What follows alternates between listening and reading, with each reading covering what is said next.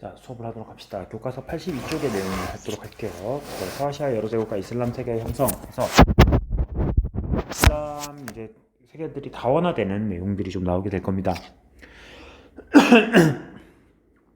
저번에 우리가 그 수업을 할 때 이 나라를 했거든. 이슬람 왕조에서 원래 우마이야 왕조가 있었는데 우마이야 이후에 등장했던 아바스 왕조. 이 아바스 왕조 이야기를 했는데 그 아바스 왕조와 동시대에 있던 나라들이 있거든. 그때 저번에 먼저 했던 거는 그 이베리아에서 우마이야를 계승하겠다 아바스에 반대해서 후 우마이야를 했죠. 이거는 이베리아 반도에 지금의 스페인 땅에 후 우마이야 왕조가 있다 했고, 하나가 더 있었습니다. 동시기에 있던 나라입니다. 파티마 왕조라고 있어요. 이 파티마 왕조에 대해서 이야기를 좀 해보도록 하겠습니다. 파티마 왕조 10세기 초 북아프리카 북부에 성립되었던 나라입니다. 지금의 이집트 인근이라고 생각하면 될 것 같아요. 이집트 지역. 그 지역에서 파티마 왕조라는 나라가 또 다른 이슬람 세계가 하나 형성이 됩니다. 즉 동시기에 이슬람 세계가 세 개가 있네요. 아바스 왕조, 후 우마이야 왕조, 파티마 왕조. 역시 칼리프 칭호. 칼리프는 이슬람에서 말하는 종교의 지도자였죠. 원래 칼리프는 마호메트 이후에 그 후계자들만 칼리프 칭호를 가지고 한 명만 존재했었어. 이슬람의 종교의 지도자 칼리프는 한 명만 존재했죠.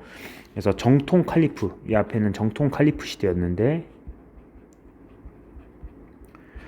이때 한 명만 존재하다가 4대 칼리프 알리가 암살당한 후 우마이야 왕조, 그리고 이제 아바스 왕조로 넘어오는데 세 개가 동시에 존재했고 각자 칼리프를 선출하게 돼요. 그래서 이 단원의 제목이 다원화된 이슬람 세계라는 겁니다. 칼리프가 여러 명이 되었기 때문에 그런 거죠. 자, 그렇게 파티마 왕조가 수립이 되었습니다. 다음 페이지. 지도를 보면은 파티마 왕조 여기 있네요. 지금 여기는 셀주크 투르크가 되어 있는데 아바스 왕조가 있을 때부터 존재를 했고, 아바스 왕조 망한 다음에도 아바스 왕조가 이제 셀주크 투르크에게 지배당한 다음에도 파티마 왕조는 존속을 했다. 자, 셀주크 투르크는 어떤 사람들이냐? 10세기 중반 원래 투르크족입니다. 투르크족이야. 원래는 이 사람들은 이슬람교를 믿는 사람들이 아니었어요. 근데 이슬람이 워낙 이 서아시아 지역에서 히트를 치니까 셀주크 투르크가 이슬람교로 개종을 하고 세력을 확대해 갑니다. 이후 어느 정도로 커지냐면은 아바스 왕조를 뛰어넘어 버렸습니다. 얘들이. 그때 당시 아바스 왕조의 힘이 좀 약해질 때였거든. 그래서 이들이 바그다드로 가가지고 바그다드를 입성해서 아바스 왕조의 칼리프를 보호하기로 합니다. 그러니까 아바스 왕조의 수도였던 그곳을 바그다드를 점령을 하고, 그리고 칼리프를 없앤 게 아니라 이슬람의 지도자인 칼리프를 보호하겠다. 그래서 칼리프로부터 술탄이라는 칭호를 받게 됩니다. 자, 이제 어떻게 된 거냐면 칼리프는 종교적인 의미의 그 이슬람의 지도자라면 술탄은 세속적 지배자가 되는 거죠. 자, 칼리프를 보호한다 선언을 해서 술탄이라는 세속적 지배자의 칭호를 받게 된다. 셀주크 투르크는 칼리프가 된 건 아니에요. 아바스 왕조로부터 술탄이라는 칭호, 그걸 받았다. 정치, 군사적 실권, 이거를 가진 존재죠. 명분상은 이거야. 명분상은 칼리프가 얘를 인정을 해준 거, 위탁을 받은 거죠. 그 고난을. 영역은 지중해에서 파미르고원에 이르는 대제국을 건설합니다.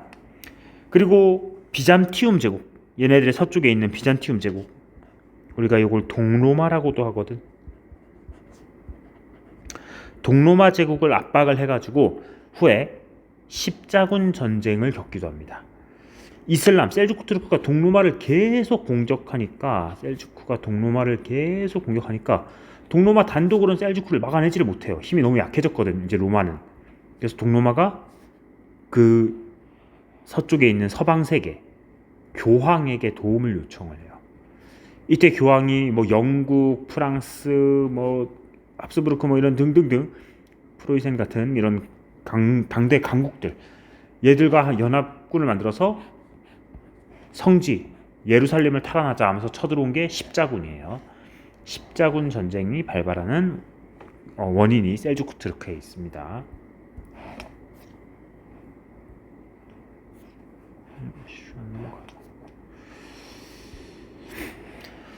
동서세계를 이어준 이슬람 세계.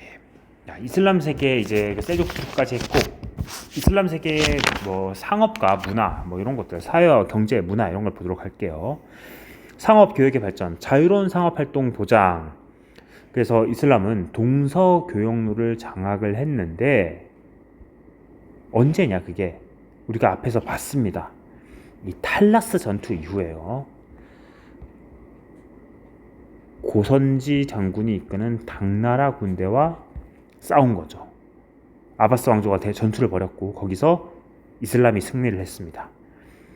그러면서 그 당나라와의 대결에 승리해서 이 비단길 동서 교역로를 장악을 했고 대표 도시로 바그다드와 코르도바 같은 도시들이 있다. 중개무역 발달, 이슬람 상인들은 전 세계에서 활약을 하면서 아프리카에서 중국, 지중해, 인도양, 뭐 남중국해 전역에 이르는 대활약을 했습니다. 이슬람 상인들이. 자, 교역망 뭐 장난 아니죠. 뭐 전 세계를 이들의 무대로 해서 활약을 했어요. 그래서 수업 시간에도 간단하게 얘기했지만 이때 당시에는 이슬람이 유럽 세계를 훨씬 더 압도했습니다. 유럽은 이 이슬람이라는 메인 그 땅덩이에서 볼 때 그냥 변방입니다. 유럽에서 이슬람에서 볼 때는 이들은 동서 교역로를 완전히 장악을 하고 전 세계의 부를 막 진짜 쥐고 흔들 정도로 많은 그 상업 활동을 벌였습니다. 이슬람 사회와 문화, 이슬람 사회. 쿠란. 기독교에서는 성경이죠. 여기선 쿠란입니다. 쿠란의 가르침이 일상을 지배한다. 종교가 중심이 되는 사회죠. 그래서 뭐 이슬람 상인들 알잖아. 뭐 성지 순례를 하고 뭐 그리고 하루에 한 번씩 뭐 메카를 향해서 절을 하고 뭐 그런 종교가 일상을 지배합니다. 신 앞에서의 평등을 강조한다. 하지만 아랍인에 대한 우대가 있습니다. 특히 우마이야 왕조가 그랬죠. 그리고 우마이야 이후에 아바스 왕조부터는 비아랍인들도 활약을 했다. 이거는 앞에 정치사 할 때 얘기를 했었죠. 이슬람 문화, 동서 문화의 융합. 아랍어는 이슬람, 그래서 아랍어도 이슬람어를 가지고 만들었고, 아랍어가 이렇게 퍼질 수 있었던 것은 쿠란 독해, 이슬람어가 아랍어인데 쿠란이라는 이 글을 이들의 경전을 공부하는 과정에서 아랍어가 공용어로 퍼질 수 있었던 거지. 그 정도로 종교의 힘이 대단했다는 거죠. 그러니까 그런 거지. 성경이 영어로 돼 있어서 사람들이 성경을 읽기 위해서 영어를 공부하면서 영어가 공용어가 되고 뭐 이랬다는 얘기입니다. 영향. 중국 문물을 유럽에 소개하기도 했습니다. 이 교역을 하는 동서 교역로를 장악하고 있어서 동서 교역을 하는 과정에서 중국 문화를 유럽에 소개했다. 이는 유럽의 르네상스에 영향을 주기도 했다. 이슬람 문화. 그리고 신학이 발달합니다. 뭐 당연하겠죠. 이슬람이라는 종교가 발달했으니 이거는 나중에 유럽의 스콜라 철학에 영향을 주었다. 아직 유럽사를 안 배워서 간단하게만 좀 기억합시다. 스콜라 철학. 역사학. 무하마드 정기를 만드는 과정에서 발달했고 지리학도 상업활동과 성지순례, 이슬람 상인들의 상업활동, 그리고 이슬람의 성지인 메카 거기에 대한 순례하는 과정에서 발달. 이슬람 교도라면은 평생에 한 번은 꼭 그 성지인 메카를 이렇게 순례하도록 돼 있대. 우리 뭐 인터넷에서 성지 순례 왔습니다 하잖아. 그 성지가 진짜 여기를 순례하는 게 돼 있답니다. 규정상 이슬람의 그 종교 교리에. 문학으로는 천일야화라는 뭐 우리 알리바바와 40인의 도적 들어봤죠? 그런 거 알라딘 뭐 이런 거 신바트의 모험 그런 게 담겨 있는 천일야화가 이슬람에서 발달을 하기도 했습니다.